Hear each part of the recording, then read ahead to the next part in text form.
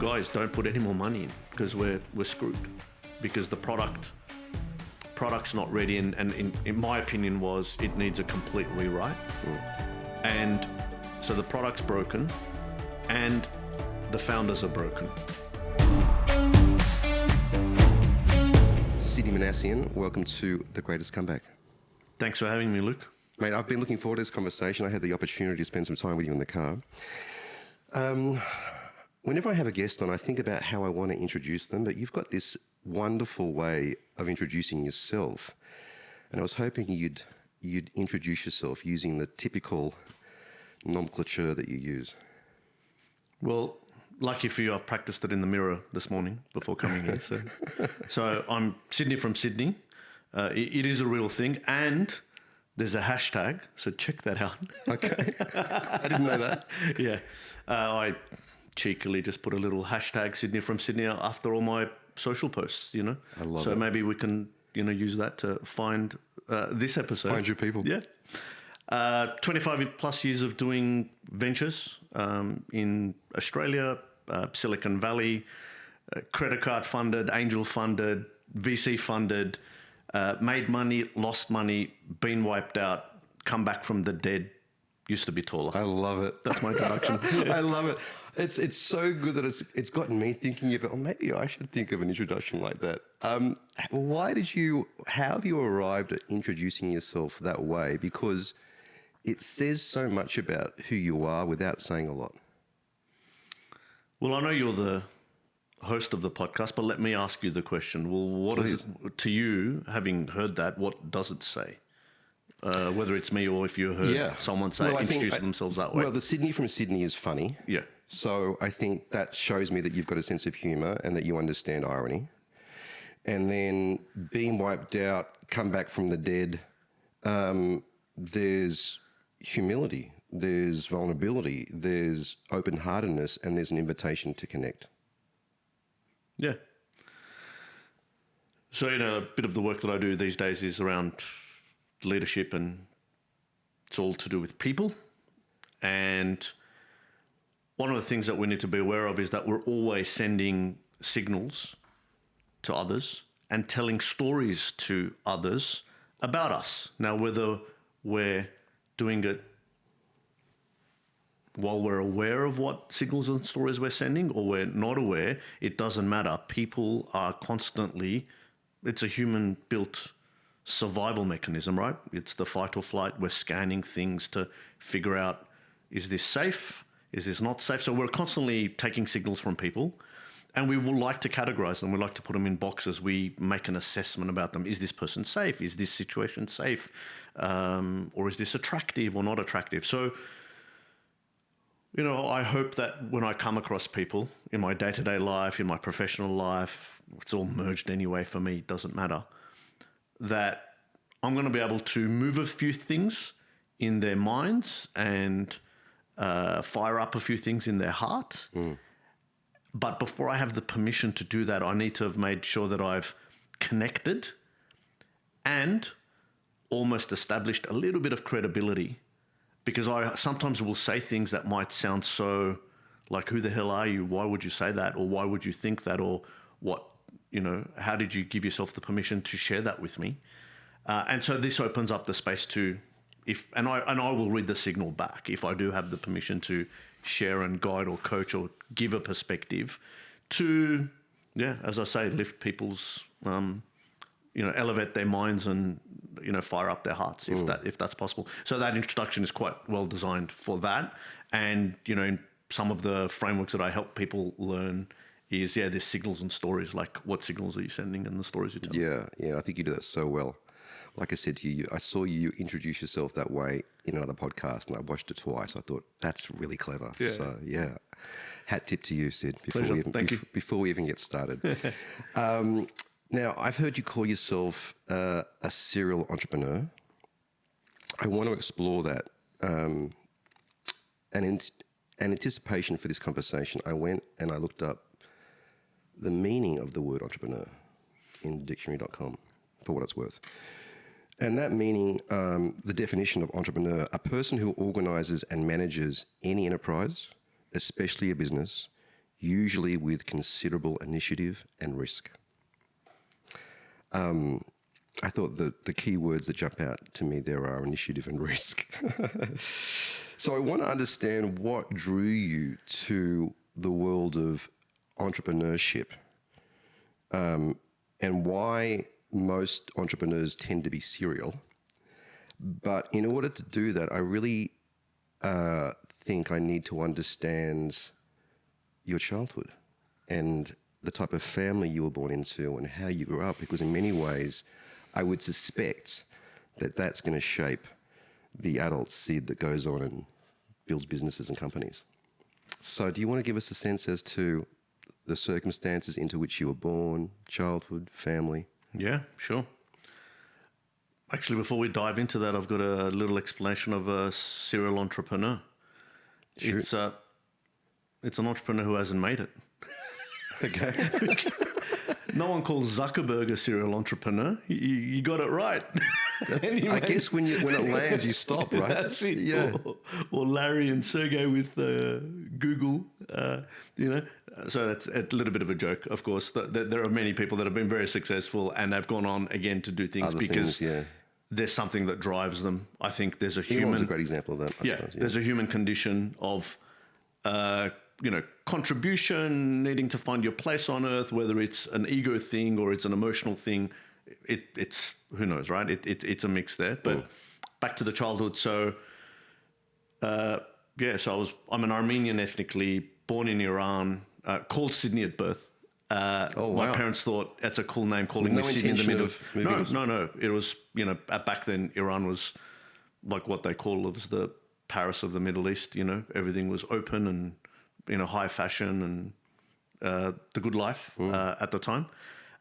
So the backstory is Dad had a good mate in the army when he did his 2 years of service, and his name was Sidney.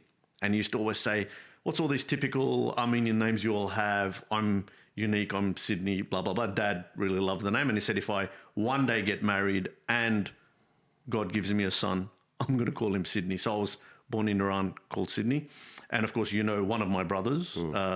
And the other one as well. So Sarah and Harry were both born in Australia, but they've got traditional Armenian names. Like Harry's Armenian name is Harut, right? So, so they were born here and they've got traditional names, but I was born in Iran with being called Sidney.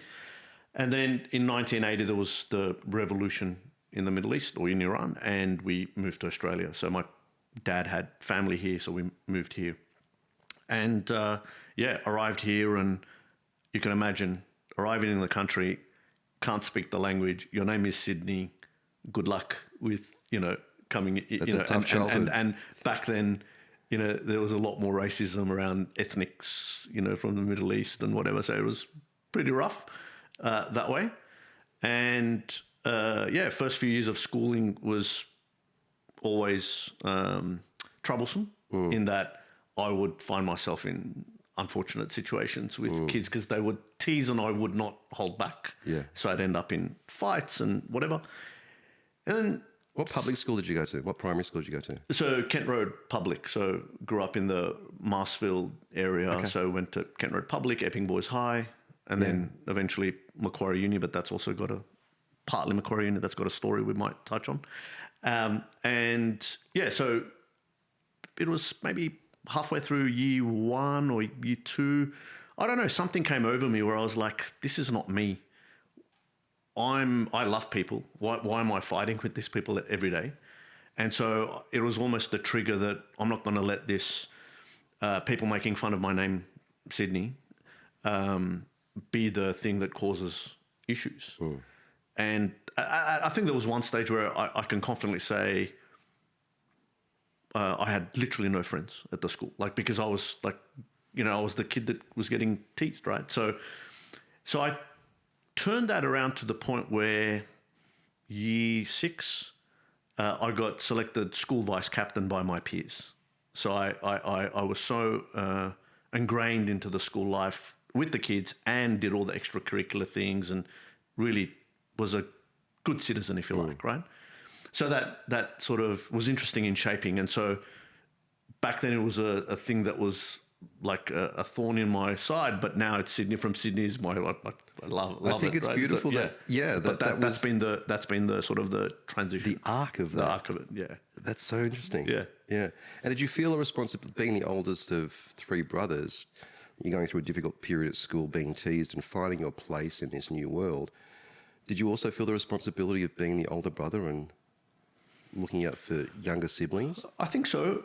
Not in that way that you would think, like in protecting them from others in that way, but I think my parents did a great job of sort of establishing personal values, family values, and being the eldest, I was also given that extra responsibility of, well, your brother's going to look up to you in the way you carry yourself, the way, you know, you pursue life and so on, right? So I felt that, but I love that responsibility. And I think that's carried with me till today. Like I want to be a good example, right? So I think that thing that was instilled in the role of the older brother, and the fact that there is a bit of an age gap between us. So 6 years and 8 years, right? Between the middle one and the youngest one. So I was really a big brother, not just by a couple of years, right? Yeah. Must have felt good having struggled to find your place on that playground at that school in this country, and then being selected school vice captain. It must have been a real, by your peers. Yes, by the peers, and that's the point, right? Yeah, because it's like, because it's like, you've been accepted. Yeah. And because that acceptance was a big deal at the time, because I saw mostly my dad. I was going to say my parents, but it was really dad who struggled with it. It was really tough for him. Imagine, as a middle-aged person, or young, he was in his 30s, I guess, not quite middle-aged, but you're not young, you're not a kid. The language is foreign, the culture is foreign. You're all of a sudden doing 3 jobs to pay a mortgage. You don't yet trust the system. Now, my parents love Australia, like it's home. And even when dad traveled back 1 or 2 times to Iran to visit family or friends, he says, I couldn't wait to get home. Like he realized, right, how great we have it here. But at that time, you were looking and going, geez, my parents are struggling too to find comfort or home in where we are. So that was interesting to see, and then go, well, I want to make sure I've found home. I mean, I'm articulating this now, but no, there's no way I was thinking that way when I was 6 or 7. But you look back and go, that's sort of potentially what was going on in my head, right? Looking at what was happening in the family dynamic, and then, Yeah. So you get here, Sarah and Harry aren't born at that time, right? No. So you get here with your parents, and what do they do for work? How do they get money? So Mum was educated in India. So Armenian ethnically, born in Iran, but her parents sent her to India. In Calcutta, there's an Armenian boys and girls separate boarding school. And so she was educated in India, which meant she did English, studied English and did year 12 English. So she had a really good job in Iran working as an executive assistant for Barclays Bank. And she got a direct transfer to Barclays Sydney. So that was a gift, absolutely a gift, right? For imagine like other families I know come here in worse conditions, whereas Mum had a job and a transfer. So that was great. And English was her language that was common to her, so that was fine. Dad, unfortunately, had the transformation and the struggle, right? So he went from having a leadership role as a general manager of, I think, accounts payable, accounts receivable, something like that, some accounting related role, where he would say, like, he used to dress up in a suit every day, and a full suit, waistcoat, tie, everything really nice. You had people bringing in tea and coffee and serving, to coming here and you start cleaning toilets, peeling potatoes. His jobs were cleaner, and then he made his way into the kitchen, where he was a kitchen hand peeling potatoes and doing stuff. And his birthday is tomorrow. He's turning 76 and he's still working, and he's a chef at Macquarie University Hospital. Incredible. And he's just got the most dynamic energy, best person you'll meet. Like, incredible. Amazing, right? So he went through that transition. Along the way, he ended up having a cleaning business for a while, a good, I'm going to say 10 years, which served us well. You know, he got to build a house and pay it off, and so yeah, he and make sure we all got, you know, helped us all out with establishing our families, all three brothers, and with mum. Mum also worked. Mum also, when she stopped working to have my two younger brothers, and then she went back, joined New South Wales Health Department in the methadone program. So she was the administrator, and she was there for over 33 years, I'm going to say. And she just retired as well this year, so she's 75. So they've both really contributed, worked hard, and just done a great job. And you know, it's good seeing them with their grandkids now, and I want them to keep enjoying life. Incredible. So your template growing up was watching your parents move countries, leave comfort behind, and maybe status, and start again. I mean, admittedly, it sounds like your mum walked into a job, which is great, but certainly seeing your dad have to start again, to what extent do you think that shaped you in terms of how your life, career, dreams, aspirations evolved? Yeah, you know, I was thinking about the things we might talk about today and what new contribution I might bring or new perspective. And I was thinking, you know, it's called The Greatest Comeback, but and we'll talk about how I've had a loss and I've had a comeback, but in a way it's like, geez, I was set up so well for a comeback or where I am, starting with my parents, like looking at modeling them, right? And we were talking about parenting in the car, and kids look to learn, they don't listen. It's true with organizations. Your employees watch you as the leader. They don't listen to what you say. So it's how you show up and the way you self-regulate your emotions and the way you carry yourself under pressure and things like that. So in all of that, yeah, so definitely the courage to move countries, the courage because they wanted a brighter future for their children, right? The courage to do uncomfortable things. And it wasn't just limited to work. So we're quite proud of our Armenian heritage, and there was some community here, but my parents were both one of the early founders of what is today Armenian schools and sporting communities and cultural institutions with dance and, you know, poetry and public speaking and things like that.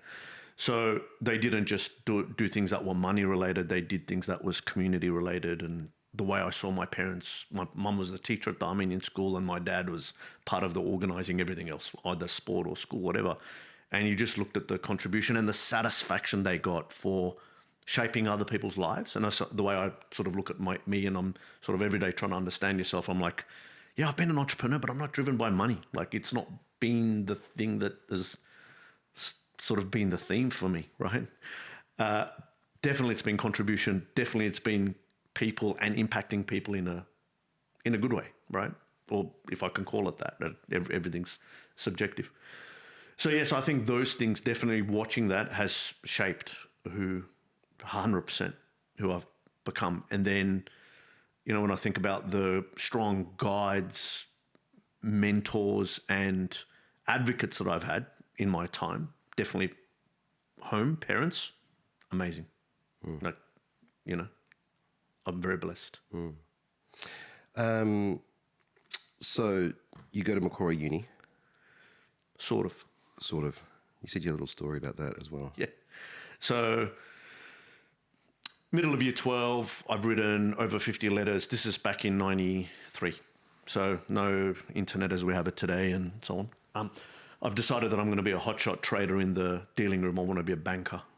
and I've written over 50 letters to every single financial services company operating in Australia that I can find. And you may recall we were going through a recession at the time, so I knew even back then HR would have templated replies that says thank you, but we're not hiring.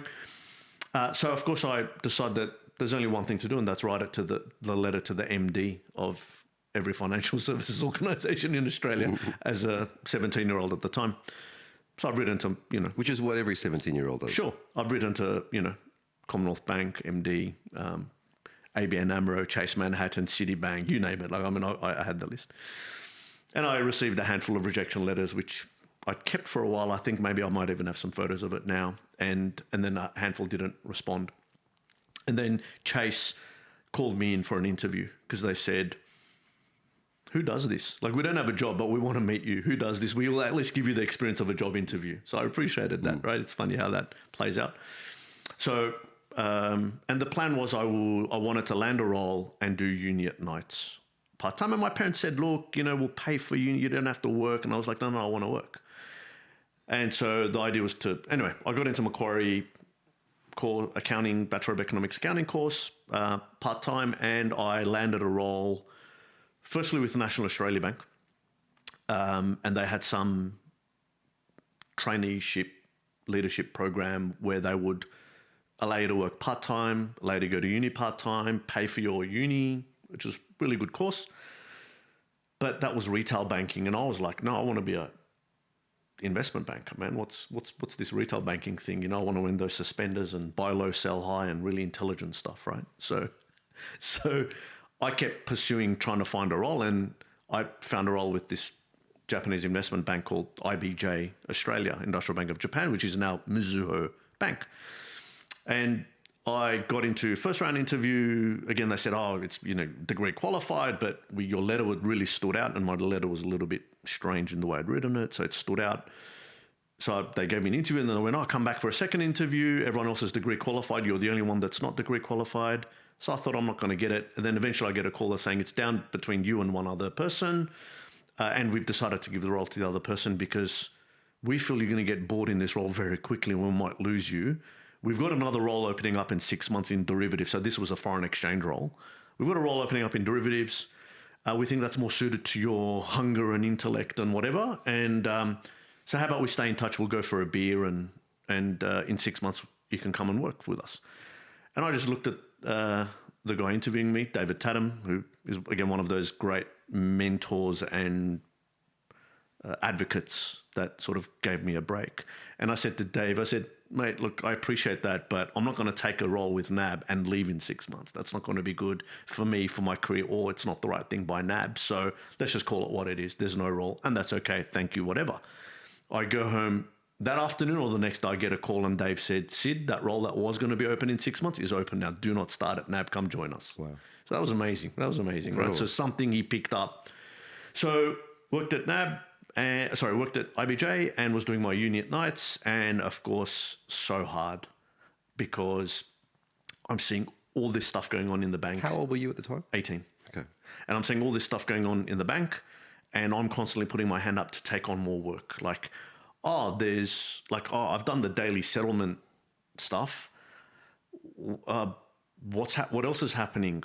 What's happening with that technology rollout that's happening there? Can I come and do some testing? Can I do some documentation? Can I get involved in the marketing side of things? How come we don't have any nice T-shirts for the company? Let me organize that. I was just, the junior shit kicker that just wanted to get involved everywhere, and I'm good with people, so everyone was like, yeah, sure, you can help here, you can help there. So getting really engaged with work. And of course, uni, eventually I got thrown out after year one because I'd failed enough subjects. And of course, disaster with parents, right? We came here for your education. Yeah. We told you don't work. We'll pay for it. What are you doing? So that was a bit of a rough period. That was a failure point. And so I enrolled at Monash University, distance education, one subject at a time, which I was, slowly trying to get some credits. And then eventually I re-enrolled at Macquarie in a Masters of Applied Finance course. So I've got a master's degree, not an undergraduate. Oh, wow. It's a long story. Yeah, that's cool. But that's sort of But I think some of this gives you the perspective of the person and the journey as well, right? On the things that, big time, the things that shaped it. Where do you think you get your self-belief from? Because that really stands out to me. You mentioned earlier that when you were 18, you had that frank conversation. Let's just call it what it is. I'm not gonna dick around an employer. Yeah, like that. From an 18-year-old, that requires some agency, particularly to be able to express that to someone that is, let's just say, in a position of authority. Where do you think that came from?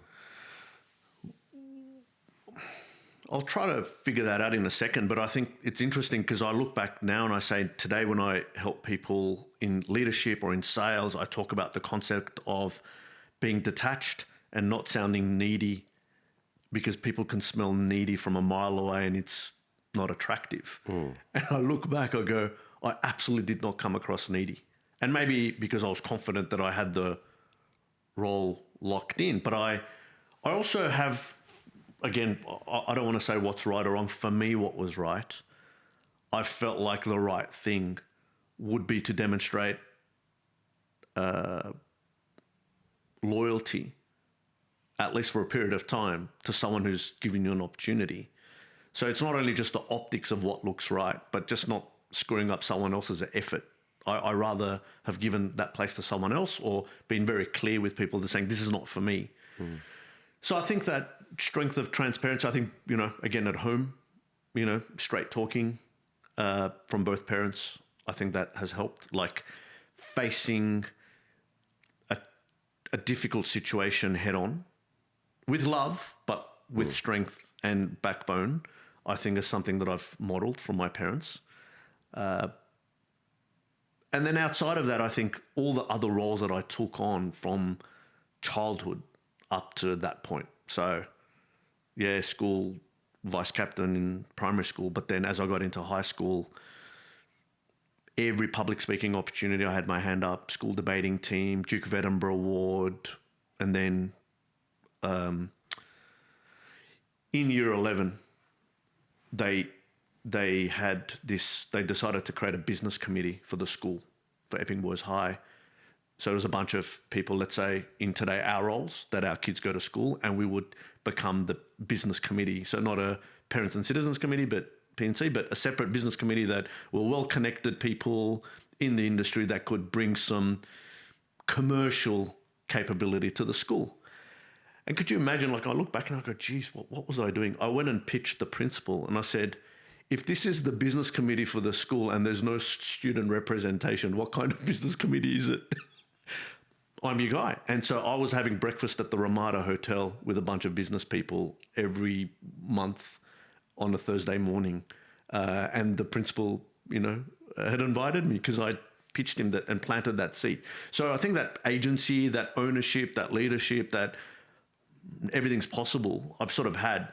I've been interested in that and I've educated myself in that. Like, again, at the age of 16, I came across Tony Robbins and Awaken the Giant Within book. That sort of I went, and then I also, around that time, or maybe a bit later, I sort of came across Deepak Chopra and then the Celestine Prophecy and then Steve Covey and the 7 Habits. So even then, like I was educating, I was already reading these things. So I already saw myself as, I was already modeling who I was becoming, I thought. Or I'm able to articulate that now. I couldn't have said it that way back then. So yeah, I sort of had that was sort of my thing. Yeah. So to me, it was sort of normal and it was a bit audacious and cool to do that, right? Yeah. So yeah. One of the things that I think I find really disarming about you and the way you come across is that your willingness to talk about failure. In fact, it's not just a willingness. In many respects, you lead with it. And I'm interested to explore that with you. How have you arrived at that point? I mean, at what point did you start to understand that vulnerability was a shortcut to connection?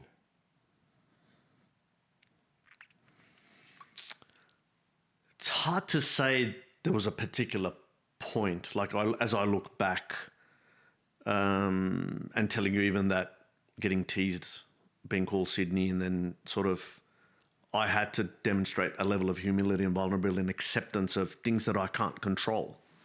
In fact, we were talking about this, we control nothing and we know nothing, right, in reality. So I sort of came across that. I wouldn't have, again, articulated it like this even 10 years ago. But we really don't have control of anything anyway. We're here to elevate ourselves as human and as human potential, and nothing's forever anyway. Look at nature. Everything has its cycles. So understanding that, you sort of go, well, it's just a journey. And it's also how you've carried yourself along the way. That is more interesting and important to me rather than the end outcome. So massively proud of the way I've carried myself and sort of kept my family and led the family and all of that, rather than did I make $1 gazillion or did I lose $1 gazillion over time? Especially if I didn't do things illegally or willfully it was a venture. Everyone knew what they were coming in for. And even early on, I remember one of the last meetings I had before the investors, the VC investors, where I had my spectacular wipeout and lost their money, said, so Sid, the plan is we're investing in your company, you're packing up wife and kids, you're moving to Silicon Valley, you're going to launch the US and hire a team over there. And then we know what's going to happen. We'll raise the next round, Series B. And what happens if this plan of yours doesn't work out? And I know they were half serious, half sort of just testing my ability to answer the question. And I looked at them and I smiled and I said, so I'll be in San Francisco. Yeah, so guys, I can act. So I'll pack up and move to Hollywood and get an acting career. What the hell are you guys going to do having spent the money, right? So I could see humor in... And even back then, not that I was expecting I was going to fail. It's just this might work, this might not work. We were doing something quite extraordinary at the time. We were trying to do what we're doing today with AI back in 2007, 2008. High risk, this was not going to work for many reasons. And, we didn't fail for exactly those reasons, but whatever. Yeah. Yeah. Yeah. I suspect that I've got my own theory about arriving at that point where you realize that you don't have control.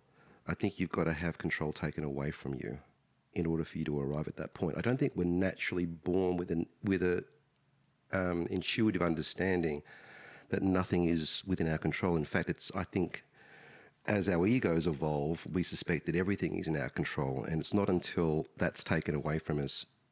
The more spectacular, the more deeper the understanding. Sure. You know what I mean? Yeah.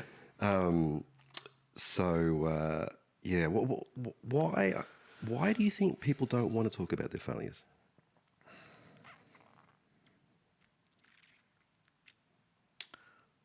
Well, it depends the story that you've attached to it. And firstly, it's the story that you're telling yourself. And, you could then say, are you being delusional and not telling yourself the truth? But there's always a version of, the truth or how you shape the truth. So I think self-love and self-care is something that people don't do as much as they should. And if they did that well, they would already be kind to themselves as they're telling themselves the failure story, and it therefore wouldn't be as painful to them, and they would see the benefit in sharing it or being open about it. So the number of times that, and the way I do, I'm always leading with it because, I'm then going to say hopefully some extraordinary things, and you're going to think, again, where does he have the audacity to say these things? But you need to know that I've also had significant failures.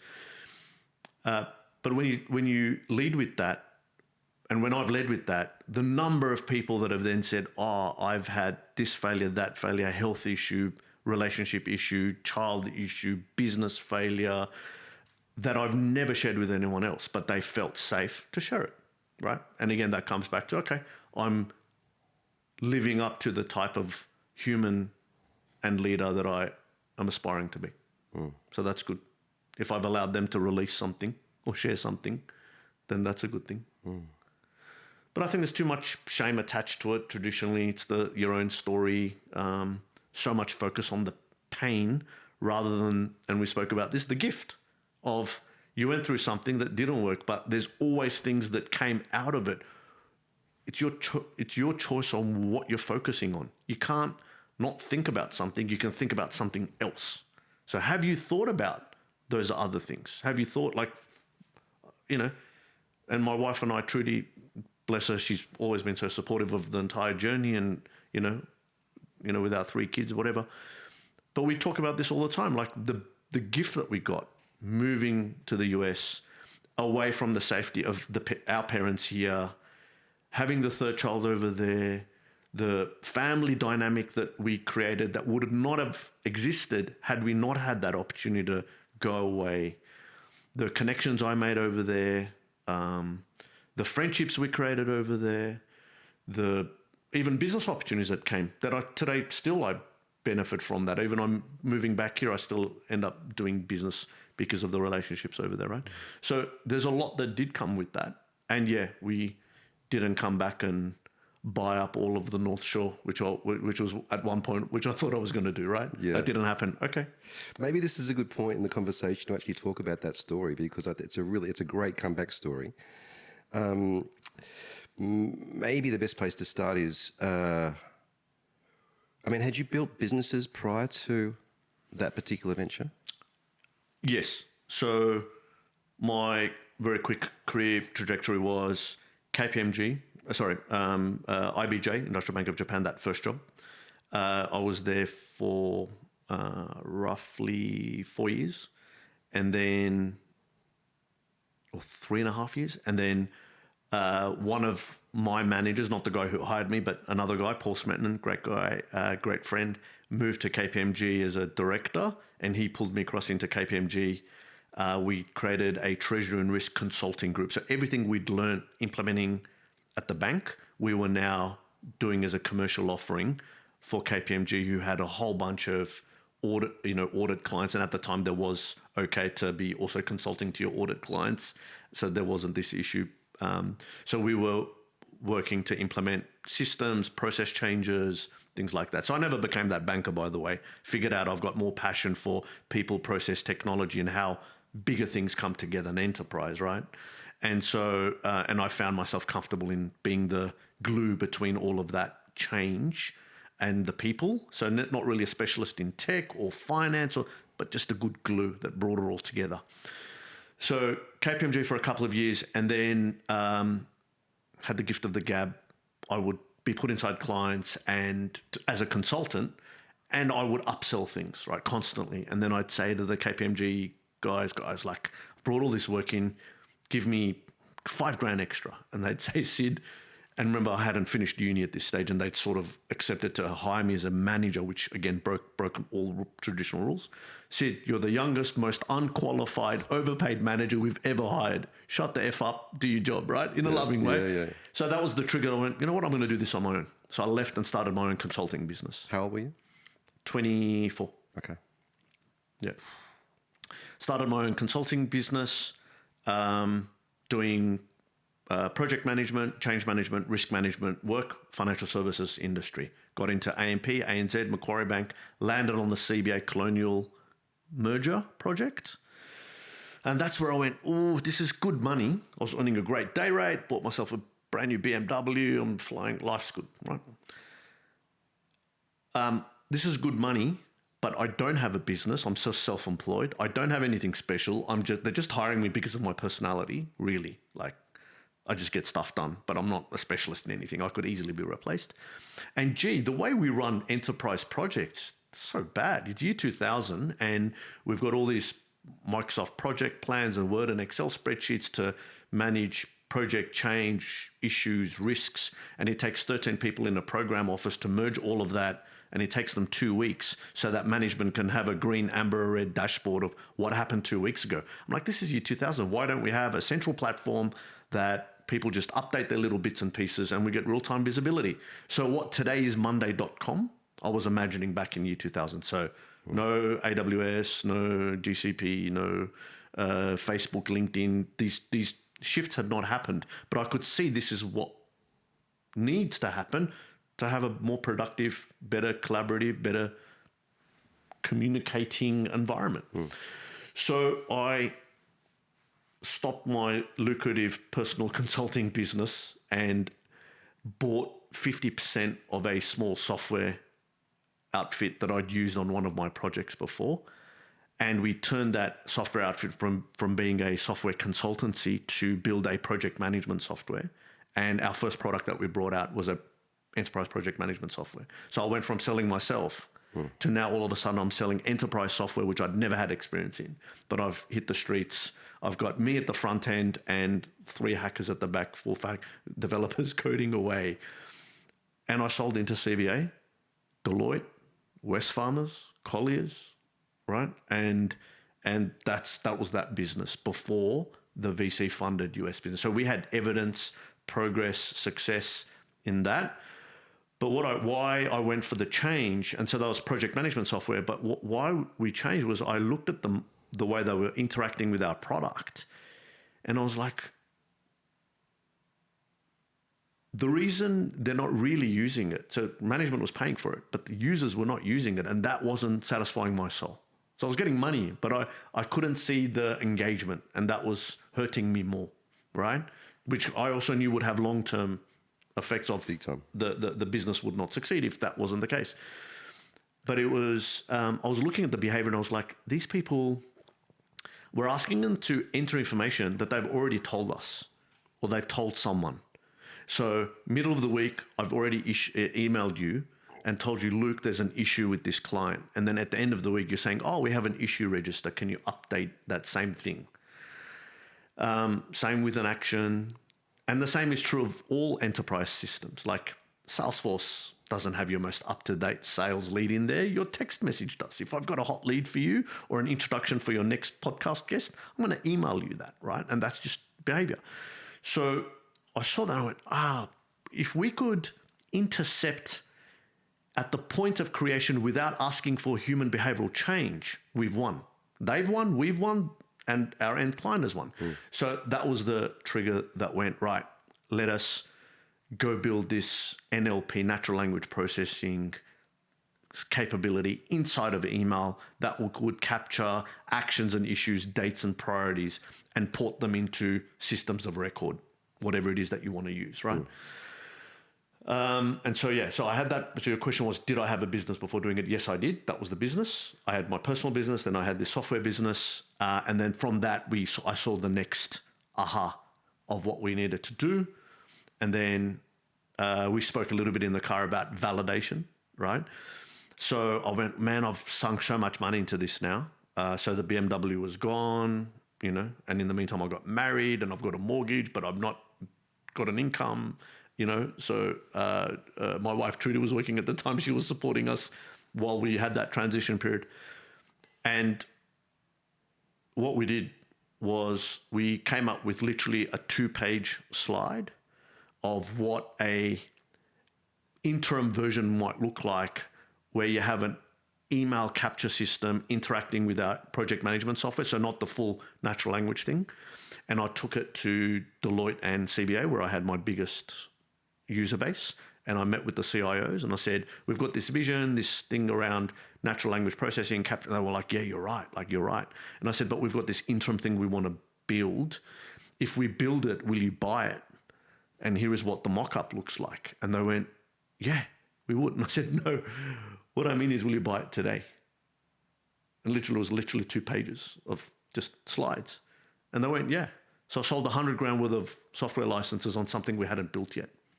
And back to when we speak about hair on fire, checkbook out, and who do you validate and how do you validate? That was one of my validation processes. Dude, that is incredible. Yeah.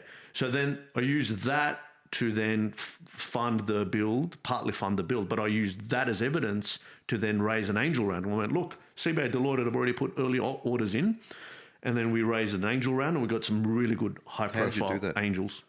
How did you do that? The angel money? Yeah. So we tapped the existing network that I had. So, a Deloitte chief strategy officer put money in. There was a guy in Melbourne who was my first investor, and it's a great story, Glenn Fielding.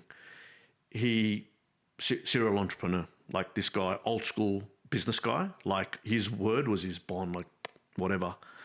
And I tried to sell him our software, project management software, because he was running IT services business before.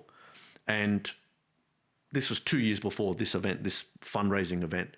And he looked at it, he saw my energy, he somehow liked me, and he said, no, we're not buying this, but keep in touch. And I said, okay. And he was Melbourne-based. So every time I was in Melbourne, Glenn, I'm in Melbourne, you want to catch up for a coffee? Yeah, okay. This month I sold into CBA. Next time, Glenn, West Farmers, we got it. Wow, Sid, very good. So kept him in the loop, and he saw the hunger and the tenacity, and I just kept going and didn't say no. So when we decided that we're going to raise and we're going to do an angel round, and then we knew we were going to raise a VC round, he was one of the people that I tapped. So I went prepared, and we had a deck and everything. And so I went, and as I said, he's old school guy. So I sat down with him, and I wanted to get the lap, and he goes, put that away. What are you doing? And I said, look, we're building something that intelligently captures actions and issues in email, because that's where all the information is for sales, for deals, for projects. And he goes, yeah, I get it. Cool. What do you need? And I said, well, we're raising, $500,000 round. Can you put in 50, maybe 100? And he goes, how's 150? And I said, yes, thank you. Literally took out a checkbook, these old days, checkbook. He can't, because he knew he already decided he was investing. It was almost like just the final play. Wrote a check, to the company, 150,000, goes over to hand it to me. I go to take it. He pulls back. And he says, Sid, this is only money. Do not lose your family over this. Oh, wow. Whatever happens, there's always a recovery. This is only money. Keep your family. Wow. And that was like so good. I felt that. Yeah. I still get, chills. So back to my comeback story was like, I was prepared for this. These are the kind of angels and lights I've had around me, right? And you look back, you go, oh my God, those reasons why these people came into my life, right? Along the way. So Glenn came in, a bunch of people came in. We had some customers that were using it. Those guys tapped into their super and came in. They all just believed in me and my co-founder and just backed us. And then we used, again, the interim solution and that round that we raised to really convince the VC guys that, this was something. And our preparedness to move to the US and rebuild everything over there, or launch the next generation of what we were going to do over there with the US team and the US brand and all of that. So why was that important? Why was relocating important? Because we believe follow-on funding would come from the US market. And this is back, remember, 2007, 2008. So we didn't have the venture community that we have in Australia now in 2025. And we're very blessed to have what we have with all the funds here and Square Peg and all the majors here, but there was just a handful, and so Southern Cross Venture Partners was the ones that invested in us, and they were well designed. Like their whole model was invest in Australian companies, move them to the US. They had 2 partners sitting in the US, 2 or 3 partners sitting in Australia. So we did that transition, and we wanted that, and it was amazing to move and live in Palo Alto, and we moved there, and GFC hit formally a month later. Everyone's like, Sid, what a time to go. I'm like, I've secured money, we're good. So and then pitching to investors, is that? Obama got elected, Steve Jobs passed away. I was there in that period. It was really interesting times. Interesting. Yeah. What's it like pitching investors? I mean, how much preparation would you do? So I've had a few rounds of this now, right? Obviously, pitching to angels a few times and raising successfully.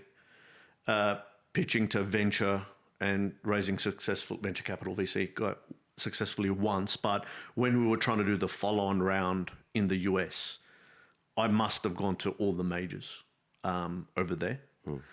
And it's way different over there. Like, it's faster. It's very quick. They, get a check of, like, do we like the person? And then very quickly, what stage is the business at? And so we tapped out every time they looked at how much money we'd raised for the traction we had. And they went, we're just not ready for a Series B.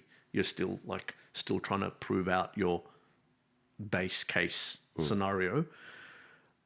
But they like the whole Sydney from Sydney. They like the idea was innovative. Like, if you can literally intersect at the point of creation and not have to have human behavioral change. And I guess this is where AI is today, right? Where it's like, you don't really need the UI UX anymore. The data exists somewhere and it will intelligently pull it. At the moment, it's from public records, but eventually as organizations implement their own internal solutions, you will be able to tap data that exists inside of your organization without having to re-enter and duplicate and force behavioral change on things that are not natural. This is natural. We just talk, and some intelligence and actions and insights from this should automatically get extracted. And we're at that stage now. But back then it was too early. There was no LLM, large language models. We had to write our own little language model. Yeah. So you move your family to Silicon Valley. You end up raising $6 million Aussie in funding, which was half US at the time. Over there. Yeah. What do you do with that money? What are the first things that you go and... So it's all about move over there, hired a GM to run Australia because we still had that project management software business and we had Deloitte and CBA as clients, and we're like, great to have this space ready to bring the new product back and rebrand, whatever. But over there, it's hire out everything. Imagine like you're starting a new company. So hire a technical team, product management team, and leadership and sales sort of team, and then prepare to launch. But we're not known, and we're by design in stealth mode. And so I'm hiring, I'm filling out the team, and also preparing for a launch, which includes seeding all the bloggers and tech journalists under NDA with a demo and talking points and whatever. And I was very lucky in that when I went over there, the investor said, so Sid, what do you need? And I said, I need to meet people because I want to hire the team and the right team. And eventually when the product's ready, I need a salesperson. And in the meantime, I need to get to the right people with PR and so on. So they were very well connected. They introduced me to a few people and I just straight away, I knew I wanted to work with them. So my PR person used to work as head of marketing or something like that for Apple, for Steve Jobs. So she was, Barbara Krause is her name, and she's very well connected to the whole blogger and journalist industry. So I must have done over 30 interviews evangelizing what we're doing, and there's an embargo and an NDA, and I completely expected someone would break it, but they didn't. They kept it all until the launch day, which was great. So we got covered in TechCrunch, Read Write Web, VentureBeat, you name it, all of them covered, because it was quite an innovative story. And, you've got an Aussie guy who's called Sidney telling the story and whatever. We really played that well. And then the other interesting hire was they introduced me to this guy that said, look, he used to be the ex-VP of corporate sales worldwide for Hewlett-Packard. He's now an angel investor. He hangs around our fund. He knows a bunch of people in industry that would probably come and join you as your sales VP. So meet him and then see how you go. So I meet him and we just get on like a house on fire, right? Norrie McAllister. And then I'm like, why the hell do I want someone that he knows? I want him. I want Norrie. And so I'm pitching Norrie to come and join us, right? And he's like, Sid, you realize like I used to earn millions of dollars in my last role. Like, what on earth are you going to offer me? This little dinky startup of yours that you've raised Aussie money to spend US dollars that's half the value, whatever. So I'm like, look, Norrie, look at my spreadsheet. I've got an allocation for a sales VP. This is the annual package. Plus you get some equity in the company. Other than that, you can have my kids or my kidneys. What do you want? And he goes, let me think about it. And then so he comes back the next day and he goes, you know what? I just want to work with you. I'm not going to even negotiate with you. Whatever is the allocated budget, I'll work with that. So that was great with him. So you can imagine we're trying to seed this new technology into the market while in stealth, whatever. And we got into eBay, Autodesk, Disney, Dell. Partly I was out networking, but a good 3/4 was Norrie. He'd pick up the phone, call the CIO of Siemens USA, and he goes, yeah, I'm with this crazy Sydney from Sydney character. They've got something really intelligent with email. You're buying some. Wow. That's the relationship he had, right? Yeah. Given all the years that he'd sold to them, he knew they'd have a budget and an appetite to do this. So anyway, so they're the kind of people I got to work with and hire and experience and whatever. And then we did this big launch at what's called Demo. So there's TechCrunch, where it's more the B2C, Twitter type people launch there. And then Demo is where Citrix, VMware, Salesforce.com launched their companies. And we're like, yeah, we're more B2B, corporate-y, even though we were a prosumer product, not a consumer, and not quite B2B. We like, that's the market. That's where we want to launch. And that's where we launched. And they said, we've got, every year they've got this Demo God Award. Like if you have like your Steve Jobs moment, you got 6 minutes to get up and pitch 1,000 people in the audience, VCs, tech journalists, bloggers, corporate M&A buyers, whatever. And they're like, you've got 6 minutes per pitch, and they hand out these Demo God Awards, like if you do a really good job of the demo and the presentation. So our year, for the first time, they said, and this year they're announcing an overall People's Choice winner and $1 million prize, which was really hard, $500K split between enterprise and consumer. Okay. So we were enterprise. And I'm, running the team and the meeting, and I'm like, guys, so we're going to win this thing. And everyone's like, yeah, we're going to win this thing. Yeah. And then I get pulled aside by Norrie, Barbara, and there was another guy, Barak Berkowitz, who was like a really experienced entrepreneur that was helping us out again as advisor. And so my elder, wiser guys pull me aside and they go, Sid, like, we love your enthusiasm and everything, but really, like, you got to be realistic and don't set the team up for failure. You're making promises here that is hard to commit to. You don't have a website. No one's ever heard of you. Usually the Demo God winners are physical products like a BlackBerry that is easier to demo. Software is a bit harder. And like we're still in beta, things could go wrong. So just tone it down. I said, are you guys finished? They go, yeah. I go, good. We're going to win this thing. And we won. Wow. We won it. Wow. So, and then we got again covered in TechCrunch, again in again, everyone like had already covered us on the launch day. And then 2 days later, they announced the overall People's Choice winner. We won the People's Choice Award. Incredible. Yeah. So that was fun. That was really fun. And then all the... What did they think?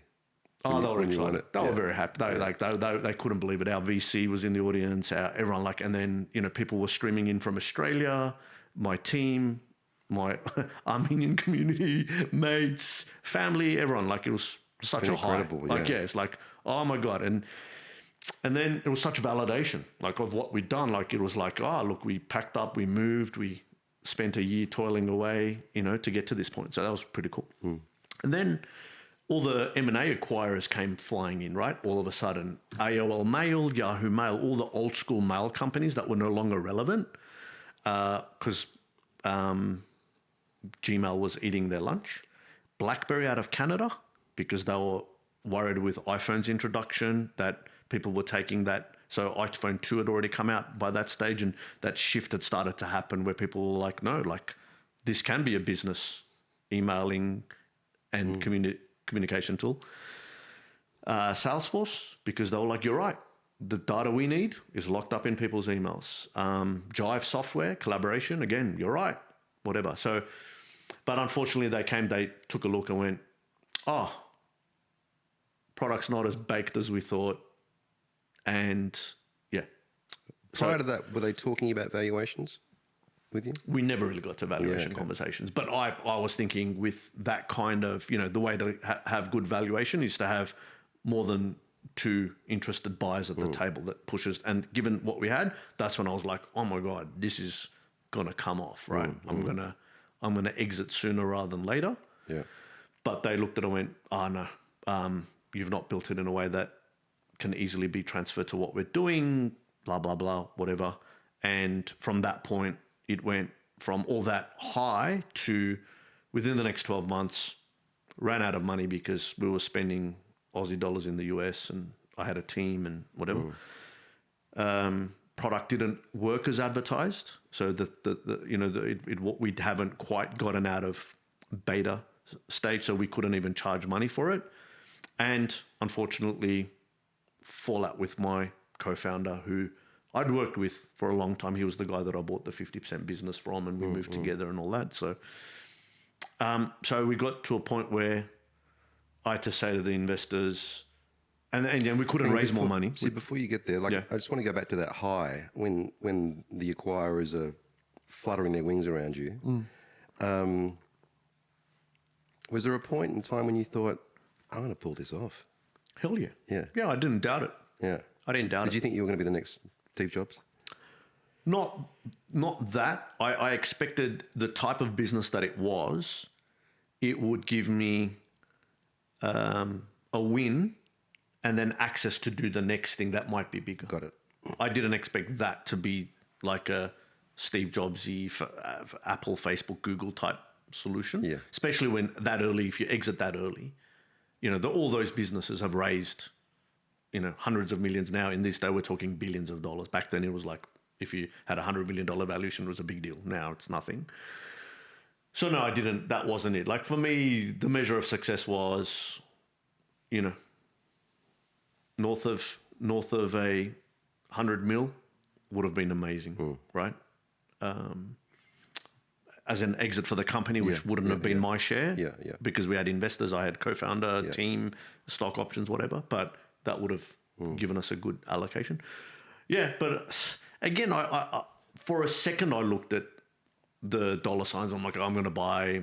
That's partly a joke. I'm going to buy all of North Shore, but it was more like, wow, like I've done the thing that I set out to do. Yeah, something new has never been done before. Something courageous. Pack up, move the family into a new area, country, whatever. So it was that was stroking my ego more than the dollars. Yeah. Okay. Yeah. Interesting. And so the next 12 months doesn't go as planned. Doesn't go planned. Run out of money. You know that expression, things happen slowly then suddenly? Yes. Was there an aspect of that? Yeah, for sure. Yeah. Because the unraveling bit, it all felt like it was very quick right at the end, where it was like, right. And then talking to the investors and whatever, is like, well, we can't really raise outside money. They're sort of half pregnant, so they should have or could have put more money in. But it took, I guess without overstating myself, courage to say, guys, don't put any more money in because we're screwed, because the product's not ready. And in my opinion it needs a complete rewrite. And so the product's broken and the founders are broken. You might as well write it off. If you're going to write a fresh check to someone else, or write a fresh check into a new venture that I might start or my co-founder might start or whatever, but this thing's broken. Yeah. Like what's it going to do? Just keep us surviving for another year, and then what? Like this thing fundamentally is broken.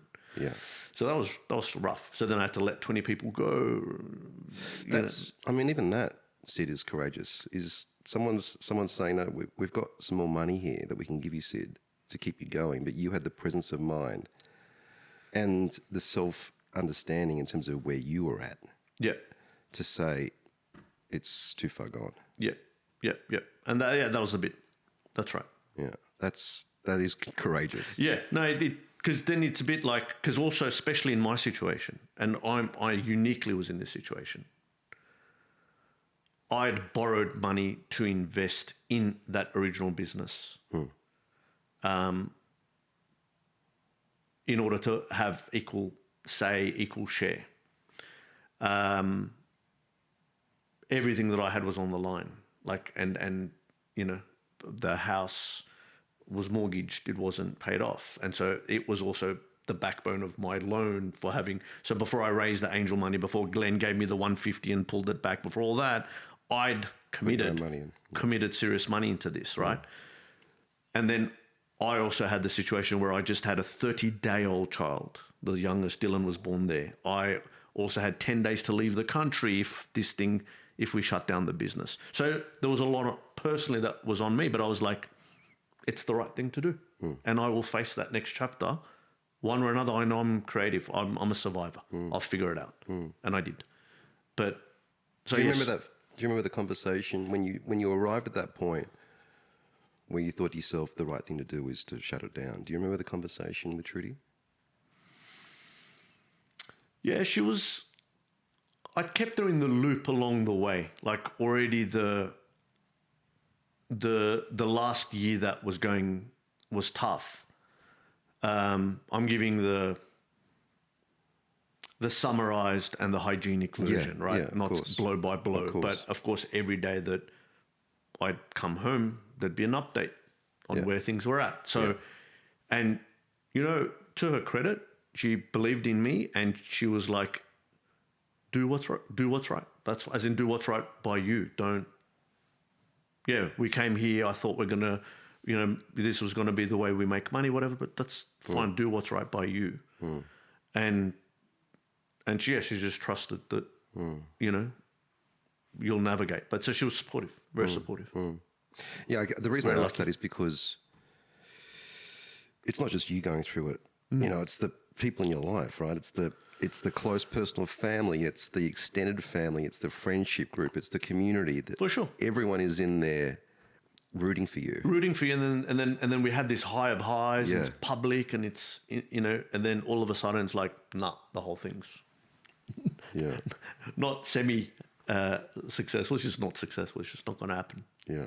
So of course I did care about their welfare. So that required me to demonstrate honestly how okay I was. And I was okay. I was okay. Like, looking back, there was a lot of pre-paving that had happened here, from childhood to parents being role models to the amazing advocates and angels and people that had been around me that had sort of tested and guided and coached and supported and got me to that, or even that lot of mental resilience stuff, like all those things that I'd read and thought about, I was living that day to day, right? Yeah. So therefore this was like, I'll get out of this. This adds, you know, I'll face it and I'll get out of it. So therefore by being able to express that says I'm okay, you know, and my mum keeps saying, but are you sure? Or are you just saying that because you just want to be, you know, be part? I'm like, look, the body will tell you. Like, the face will tell you, the stress levels will tell you. I'm fine. Like, you know what I mean? Like, there's evidence in that will show up when you're harboring stress. Now, was I completely not stressed? No, of course I was stressed. But overall, in the context of things, in the big scheme of things, came out of it. What was the hardest thing to do during that period of, you know, I won't use the word darkness, but when the pressure was really on, not that you were feeling it by the sounds of it, or to some extent you were, you know, you had a brand new baby, you had the prospect of having to get out of the country inside 10 days. You've told investors not to bother putting any more money into this. You've had to lay off 20 people. Thinking back on that seems like a lot to me. My nervous system feels completely dysregulated just hearing about, you know, that period of time for you. Does any specific moment stand out in terms of it being a particularly difficult moment for you? That trigger point to tell the investors that the relationship between me and my co-founder was broken was the toughest and the darkest thing that I've probably done in my life.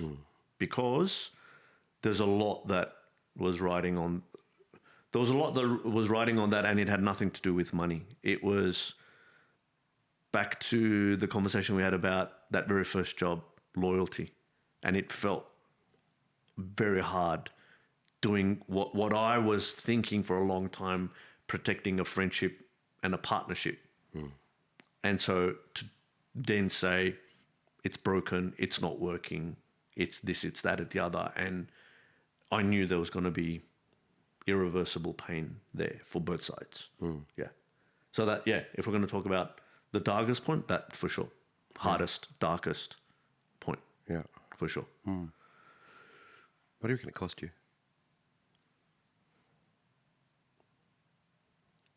How are you defining cost?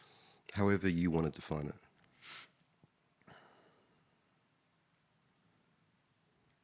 The entire thing, or? Yeah.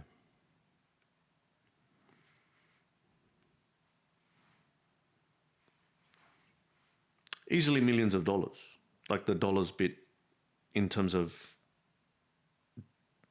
missed opportunity, the sacrifice of not taking full salary in the years that you would have taken because you had, plus the money that you've put in, plus all the things that you don't account for where you've just, covered because it's your baby, it's your business, it's whatever. But I don't think of it that way at all, literally. Like it's like a cheap MBA. But it's a real one. Oh yeah, that's a great line. Yeah, and it's a life MBA. It's not just a Yeah. It's an MLA, Master of Life Administration. I love that. See, what do the next 12 months look like for you guys after you extracted yourself out of that situation? You come back to Australia. So I hadn't given up hope on doing something still in the US. I thought, well, I'm local, I'm here. My skill set is, like, I've spent a lot of time thinking about this space. I did have a plan on what the solution should look like, right? That I didn't think we'd achieved. And that was partly also what I was saying to the investors. I'm like, look, I have this alternative plan, but it includes a new code and it doesn't include my co-founder. That's clear. And if you can handle that, and I don't want to lock him out of equity, I just don't want the personal involvement. I'm happy to understand the business he's involved, whatever. But they didn't want that. They really wanted this thing to work. And I was like, well, then it's not going to work. So then just don't. Let's all blow it up. It is what it is. But so I hadn't lost vision of what I wanted to do. So for a little bit of time, so a few things. One, I had to figure out if I'm going to keep doing this, how to stay in the country, because there was a visa attached to the job. So we agreed that we would shut down the business, but not shut down the company. Technically, legally, we would still do the tax returns and do everything, but it's just got a smaller operation. And the small operation was Sid running his consulting business out of it. Okay. So that was my creative way of putting food on the table. So I just next day put myself out as a go-to-market advisor consultant, especially if you've got working product, especially if you're from overseas and trying to break into the US market. Look at all the media coverage I've received, right? I had a few people reach out to me for CEO roles, COO roles, whatever. So, but by this stage, I'd become quite deliberate in assessing alignment, culture, values, things that I felt I could have done a better job in my own venture that had failed. So I didn't necessarily take those roles, but I took on consulting engagements, which meant I earned money to put food on the table and sort of pay bills in paying rent in Palo Alto. And even though I lost the house back in Australia, I was living in the Palo Alto. It was expensive and we were able to survive there. But I was trying to figure out, how do I bring this email thing to life in my alternative way? And then But that's when I also had this other epiphany, which was, is this a nice to have or is this a must have? And back to that hair on fire, checkbook out, validation. How many people on a daily basis complain about this to the point where they're not only are they complaining about it, but they're also spending money to solve it. And I went, there's not that many. So I could go and spend another 5 years, 10 years trying to solve this, but is this something really that this one niche thing that I should do or not? So that's when I went, nah, I'm not going to do that. So the next year was hanging around the US, doing consulting work, looking at different business ideas, looking at different job opportunities, got close to a few, and I'm in Disneyland, right? Because it's the Bay Area, it's so much happening, and my personality, just talk to everybody, share everything, whatever. And over there, by the way, there's nothing unique. I mean, even in Australia, there's nothing unique about my story, but over there, certainly, people are like, oh, now you're ready. Oh, you've had a failure? Good, now you're ready. What do you need? You know, so it's like very normal over there. And then found out a close family member was diagnosed with cancer. And I was like, what am I doing here in the US? I need to get it back home and just be around. I'm that support, right? So decided to move back. And yeah, that was the year. And then we moved back to Australia and start from $500,000 in debt, 3 kids, rented an apartment, start all over again. Start again. Wow. I was thinking about, we were talking about Naval Ravikant in the car on the way here, and I was reminded of something he wrote that caught my eye, that I was reminded of when you were speaking, you know, that transition from entrepreneur back to perhaps taking a job and working for someone else. He's got this line about, you know, once you've worked for yourself and you've seen the evidence for what you can do and generated the amount of self-belief that's required, you almost become unemployable because you have such belief in what you're capable of. And I was reminded of that when you were speaking. Yes.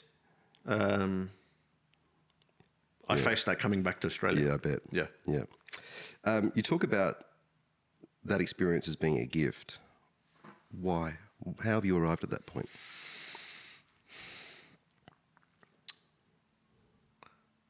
I think struggle is important in life. Not suffering, struggle. Struggle, like if you think about it, we struggle to come to life. So struggle is good. So struggle brings out best, right? For transformation. Doesn't just happen without a little bit of friction. You know, we wanted things to be frictionless and easy, yes, but there has to be a level of friction that you face. And I think the harder things you can take on in life, the more you are aware of yourself, the higher you elevate mentally, emotionally, but we just don't know how to create these conditions.